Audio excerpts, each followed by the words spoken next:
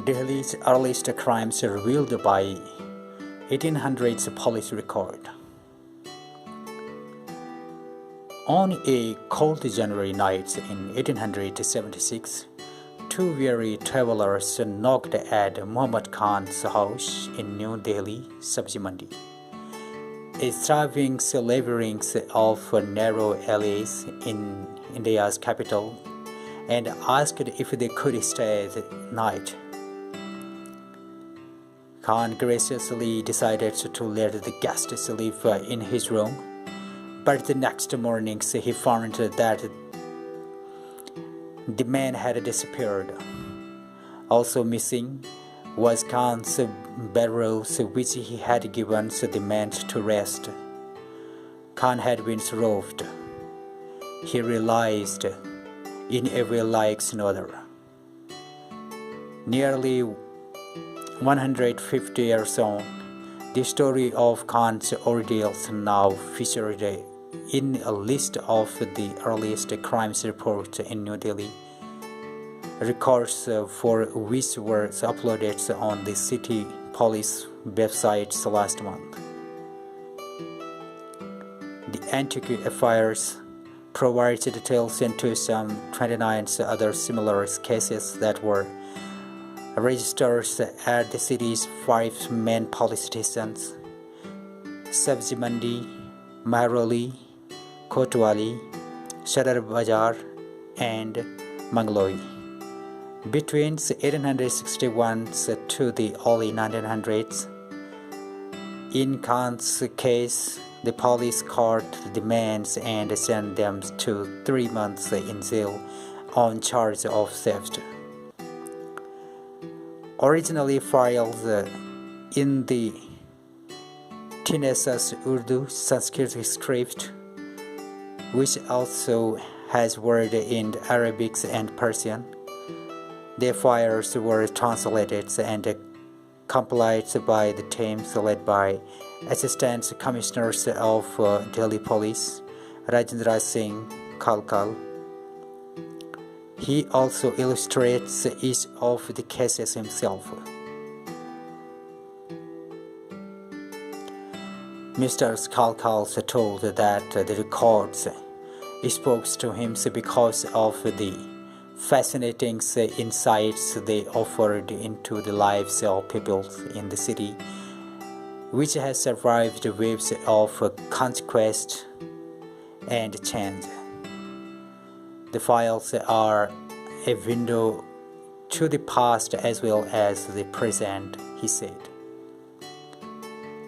Most of the complaints involved petty crimes of theft, of stolen oranges, bed sheets, and ice cream, and carry a comical lightness to them. There's a gang of men who abused a shepherd slave to him and took away his 110 goats. A man who only stole a bed sheet but got caught at a distance of 40 steps, and the sad case of Darsan and guardians of gunny bags, who gets beaten black and blue by thugs before they snatched his quilt and shoe, but one of the pair and ran away. For everyone familiar with the India's past, this might seem odd given how the 1960s was a particularly grim period in Delhi's history. The Mughals' rule had just ended after the British suppressed the revolt of 1857, often referred to as India's first war of independence. The city, once an ideal of pleasures, gardens, Sufi devotions, arts, and Mughals regalia, now laid in ferment, sacked, and looted. Artist and historian Mahmoud Faruqi says that one possible reason why no serious crimes occurred at the times was that people had become deeply intimidated by the British, who continued to run an iron-fisted rule in the years after the revolt. Men, women, and children were brutally massacred. Many were forced to leave Delhi forever and move to the surrounding countryside, where they lived the remaining years in abject poverty. And a few of those who managed to remain within the city walls had to live under the constant threat of getting shot or being hanged to the gallows. This was a time of carnage. People were terrorized and brutalized so much that they wore its trauma for years. Mr. Faruqi adds that unlike other cities such as Kolkata, formerly Calcutta, where modern policing had already taken shape, Delhi continues to run a unique, purana and old systems of policing laid under the Mughals' rule, which was hard to dismantle and replace completely. So discrepancies or gaps in record are not entirely out of question.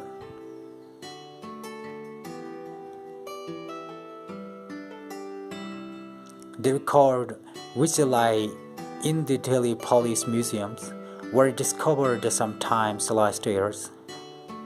Mr. Khalkhal, who was in the charge of the research and preservation of the museum's artifact, said he found them whilst he was browsing through the musty old archives one day.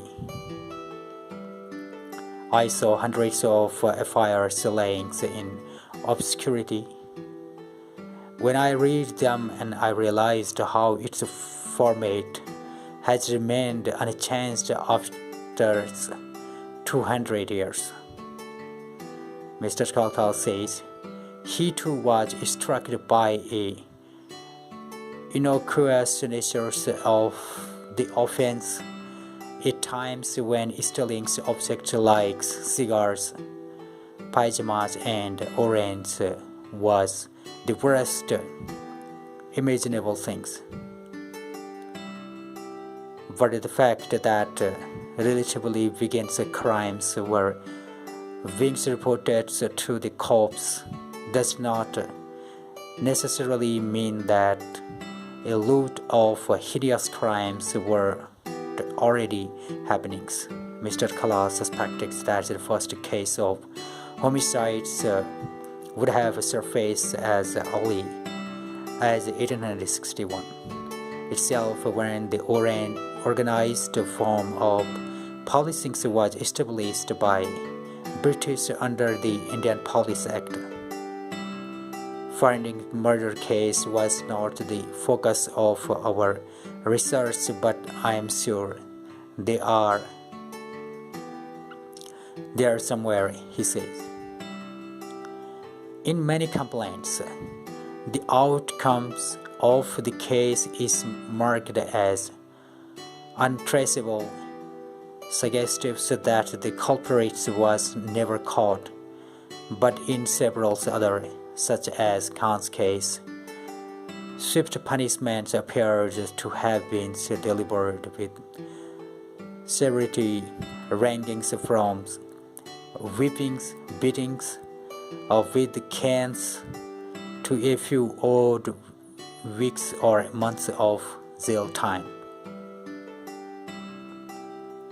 One such crime took place at the city's most graceful Grand Dam. the 223 rooms Imperial Hotel in 1897.